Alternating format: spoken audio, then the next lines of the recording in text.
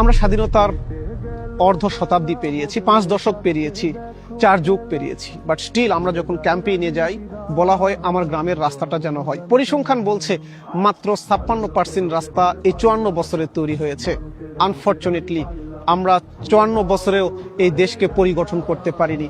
আমাদের উপজেলা শহরের হসপিটালগুলো ডিজাস্টার অবস্থার আছে, আমাদের ইউথ ক্রাইসিসগুলো দারুণভাবে ফুটে উঠেছে, আমাদের নারী ইনসিকিউর হয়ে পড়েছে, আমাদের কৃষকরা বঞ্চিত হয়ে আছে, পণ্যের দাম পাচ্ছে না,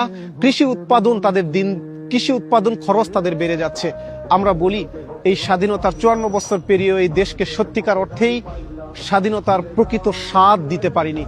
আমরা একবার এই প্রজন্মকে বলি, বাংলাদেশের নাগরিকদেরকে বলি, 54 বছরের শাসন ব্যবস্থা নিয়ে যদি আপনার কোনো হতাশা থাকে, 54 বছরের শাসন ব্যবস্থা নিয়ে আপনার যদি কোনো হতাশা না থাকে, নতুন করে আমাদের কোনো মেসেজ নেই। যদি আপনি মনে করেন এই 54 বছরে আপনার স্বপ্নের রাষ্ট্র এখনো গঠিত হয়নি, আমরা দেশবাসীকে অনুরোধ করি একটিবার ইনসাফ আদলের মার্কা দাঁড়িপাল্লায় আপনি সমর্থন দিন, এ দেশকে আমরা বদলে দেব ইনশাআল্লাহ। আমরা বলি বাংলাদেশ নামক ট্রেনের প্রতিটি বগি লাইনচ্যুত হয়েছে, ইকোনমির বগি, হেলথের বগি, এডুকেশনের বগি, এমপ্লয়মেন্টের বগি, সিকিউরিটির বগি, প্রত্যেকটা বগি তার লাইন থেকে অনেক দূরে ছিটকে গেছে। এই রাষ্ট্রের নিয়ন্ত্রণ, এই রাষ্ট্রের খেদমত করার সুযোগ যদি একবার আমরা পাই, আমরা লাইনচ্যুত প্রতিটি বগিকে আবার লাইনে উঠে দিব।